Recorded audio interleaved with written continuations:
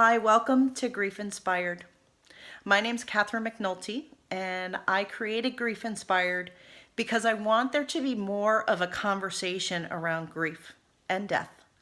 I want us to talk more about it, and I want us to encourage each other as we move through the process.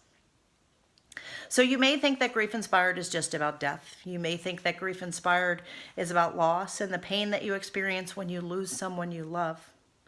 You may think that Grief Inspired is about that feeling, that absent feeling, and the pain that you feel because you'll never see your loved one again. Yes, Grief Inspired absolutely is about death and loss and the pain that ensues after you lose someone that you love. But Grief Inspired is so much more. Grief Inspired is about finding a way and finding inspiration as a result of the grief process, as a result of moving through it, working through it, and growing through it. So many of us grieve silently and alone, and many of us choose not to grieve at all. We push our feelings aside, pretend that we're okay, and just carry on. But we carry that grief within us, and we haven't healed, and we haven't moved on, and we haven't overcome our grief. I don't want that for you. I don't want you to grieve silently. I certainly don't want you to grieve alone. And I shiver when I think of how many people suffer and continue to suffer because they haven't processed the grief that they feel. So what I want to do today is I want to tell you what I want Grief Inspired to do for you. I want Grief Inspired to bring light to the darkness of your grief. I want Grief Inspired to remind you that you're not alone and that you're absolutely stronger than you think. You can get through this. I want Grief Inspired to let you know that you can and you will survive this loss because other people, like myself, have overcome grief. I want Grief Inspired to guide you and support you as you navigate the grief process. You absolutely shouldn't have to do it on your own. It's too hard. I want Grief Inspired to give you the skills that you need to understand the new thoughts and the feelings that you're having.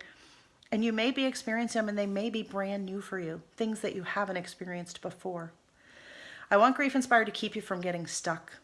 And I want you to provide you with a safe place where you can create a path forward and to figure out how you can move through your grief.